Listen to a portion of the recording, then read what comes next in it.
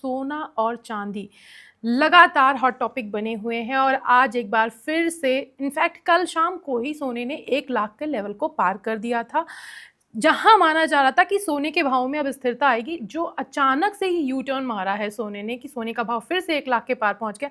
हमें लगा बात करना जरूरी है। किससे? अजय खेड़िया जी से, जो कि खेड़िया एडवाइजरी के डायरेक्टर है। और हम ज्यादा वक्त ना लेते हुए सीधे उनसे सवाल जवाब का सिलसिला स्टार्ट करेंगे सो दैट हम जान सकें कि आने वाले वक्त में हमारे निवेशकों को, जो रिटेल इन्वेस्टर्स हैं, उनको किस तरह से बिहेव करना है, क्योंकि शादी का सीजन भी आ रहा है और फेस्टिविटीज तो इंडिया में शुरू हो ही चुकी हैं। तो अजय जी, आपका बहुत बहुत स्वागत है गुड रिटर्न्स पर। नमस्ते। आपके चेहरे की मुस्कुराहट बता रही है कि बहुत खुश हैं आप भाव देख करके।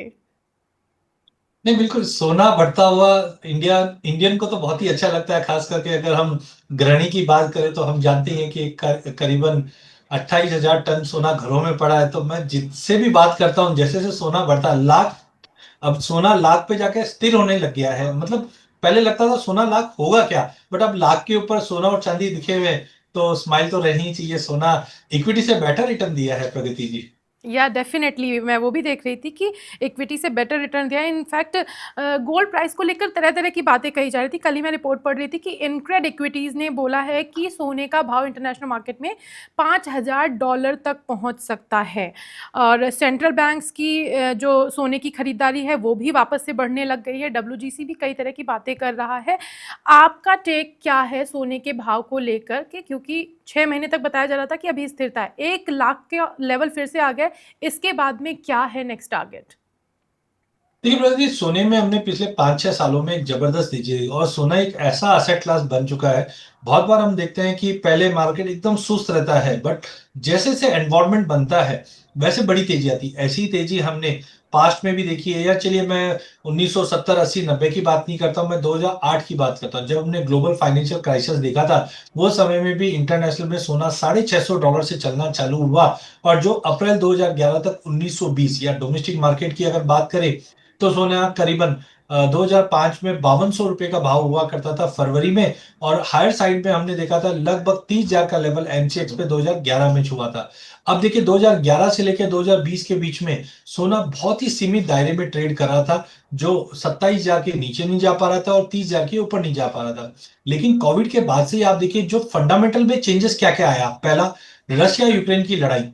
अब रशिया यूक्रेन की लड़ाई होगी तो कहीं ना कहीं हमने देखा कि रशिया पे सैंक्शन लगाया गया, तो रशिया ने डॉलर की बिकवाली की और गोल्ड की होल्डिंग्स बढ़ा दी थी। साथ में कोविड के समय हमने देखा कि इकोनॉमी शट डाउन हो चुकी थी, एक तरह से रिसेशन का फियर बनने लग गया था, इसलिए लोगों ने सोने में इन्वेस्ट बढ़ाया। पिछले 10 सालों में सोने का इतना बेटर रिटर्न देखते हुए अब सोना एज ए असेट क्लास दिखने लग गया है लोगों को। तो आप देखिए, ईटीएफ के अंदर बाइंग बढ़ना स्टार्ट हो गई, सेंट्रल बैंक की बाइंग चालू है। डॉलर में लोगों का रुझान जो है वो कम हुआ है। इकोनॉमी का हम बोल सकते हैं कि डी डॉलराइजेशन, मतलब डॉलर से निकलकर हम दूसरी जगह पे जाए। जब दूसरी जगह जाए किधर, कौन सी करेंसी ली जाए, तो वहां पे हमने देखा कि सोने पे सेंट्रल बैंक की बाइंग बढ़ी है। तो बैक टू बैक पिछले 5 सालों में प्रगति जी इतने ये फैक्टर्स आए हैं जो सोने पे एकाएक हमला बोल सकते हैं हम लोग के। $1,600 से नॉन स्टॉप प्राइजेस हर साल लगभग 20-22% की तेजी दिखाते दिखाते अब 3400 के पार पहुंच चुका है सोना इंटरनेशनल में, जबकि 1 लाख का लेवल पार कर चुका है डोमेस्टिक मार्केट पे। सर, आपने बड़े सारे कारण बताए जो कि 5 से 6 साल के एक टाइम के फ्रेम में देखे गए। मुझे लगता है कि आप एक फैक्टर इंक्लूड करना भूल गए हैं, जेराम पावेल का रेजिग्नेशन। ट्रम्प कहते हैं निकाल देना चाहिए, फिर आ जाता है कि नहीं अभी वो बने रहेंगे। क्या आपने इस फैक्टर को इंक्लूड किया है सोने के भाव में जो उतार चढ़ाव आ रहा है उसके लिए?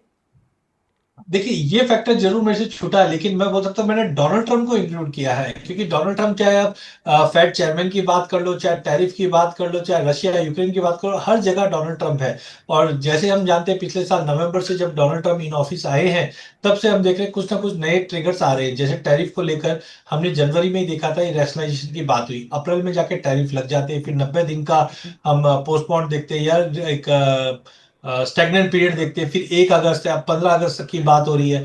लेकिन एक इसमें एक चीज आप समझिए कि जितने भी ये टैरिफ वाला पॉइंट है, या हम फेड चेयरमैन की बात करें, अनसर्टेनिटी तो बनी हुई कि डोनाल्ड ट्रंप पहले से ही प्रेशर कर रहे हैं कि आपको रेट ऑफ इंटरेस्ट बहुत एग्रेसिव कट करना चाहिए। 1970 में हमने देखा था जब इन्फ्लेशन बहुत ज्यादा बढ़ा हुआ था, लेकिन इस वक्त अगर हम देखें तो इन्फ्लेशन भी कम होना चालू हो चुका है, डोनाल्ड ट्रंप का कहना है। और साथ में अगर अब एग्रेसिव रेट कट की जाए 1% से 1.25% की, तो कहीं ना कहीं इकोनॉमी को बूस्ट मिल जाए। लेकिन जेरम पावेल का मानना है कि इकोनॉमी डेटा ड्रिवन चलेगी। हालांकि अभी इन्फ्लेशन थोड़ा कम जरूर हुआ है, लेकिन आप ये सोचिए कि यूएस ऑटोमोबाइल मैक्सिको से इंपोर्ट करता है, वहां पे आपने टैरिफ लगा दिया है। हर कंट्रीज में जो टैरिफ है मिनिमम 15 से 20% का टैरिफ लगा ही लगा है। तो इससे क्या होगा, यूएस के अंदर इन्फ्लेशन बढ़ सकता है। तो उनकी चिंता वहां पे है कि अगले 2-3 महीने में अगर इन्फ्लेशन बढ़ गया, जैसे कच्चा तेल है, कच्चा तेल आप देखिए $60-62 पे ब्रेंट टिका हुआ ट्रेड कर रहा था पिछले 6 महीने में, लेकिन अब ये 70 के करीब टिका हुआ है। तो कहीं ना कहीं इन्फ्लेशन की चिंता उनको चिता रही है। तो दोनों के बीच में फ्रिक्शन जरूर चल रहा है, लेकिन ये चीज मान के चलिए, अगर चेयरमैन, अगर फेड चेयरमैन ने अगर रिजाइन दिया या निकाले गए, तो कहीं ना कहीं डॉलर में जबरदस्त गिरावट आ सकती है, 3 से 4% ऐसी कुछ रिपोर्ट का मानना है। और ये सोने को एक बड़ा ट्रिगर दे सकता है। बट फिर भी मैं मान के चलता हूँ $100-125 का तेजी मिल जाए। बट कहीं ना कहीं ये फैक्टर्स अब मार्केट ले चुका है, डोनाल्ड ट्रंप का फैक्टर तो बिल्कुल ले चुका है। सर, हम बड़ी देर से बात कर रहे हैं, मैं थोड़ी घरेलू बाजार की बातें करूं उससे पहले मैं जानना चाहती हूं कि गोल्ड में आप किस लेवल पर सपोर्ट और किस लेवल पर रेसिस्टेंस देख रहे हैं। देखिए, पिछली बार भी हमने $3500 का हाई लगते हुए देखा था, और वहां से मार्केट ने 10% का करेक्शन, मतलब $350 का करेक्शन के साथ $3120 तक का लो लगाते हुए दिखाई दिया। वॉलेटिलिटी एक्सट्रीम है। टाइमिंग मुझे लगा साइकोलॉजिकली जो रेजिस्टेंट इंटरनेशनल में बन रहा है वो 3500 का बन रहा है, उसके ऊपर 3640, चांसेस कम है लेकिन जा सकता है। वहीं डोमेस्टिक मार्केट में सबसे बड़ा सपोर्टिंग फैक्टर है रुपए की गिरावट। अब तक हमने देखा 2 महीने पहले रुपया जो 85-20 हुआ करता था, इस वक्त 86-40 के करीब है। इसकी वजह से हो क्या रहा है, इंटरनेशनल में तो गोल्ड ने नया हाई नहीं मारा, बट डोमेस्टिक मार्केट में गोल्ड में नया हाई लग चुका है। तो डोमेस्टिक मार्केट में मुझे लगता है कि इमीडिएट रेजिस्टेंस जो आने वाला है अभी, वो 1,03,000 के करीब रहने वाला है, जबकि सपोर्ट करीबन 96,500 का रहेगा। 96,500 का सपोर्ट रहेगा घरेलू बाजार में और 1,03,000। और मुझे लगता है घरेलू बाजार में क्योंकि वेडिंग सीजन वगैरह है, इस वजह से भी हम ये वाला लेवल देख रहे हैं, क्योंकि फिलहाल ऐसा नहीं लग रहा, क्योंकि हमारे यहाँ तो कंजम्पशन होगा ही होगा।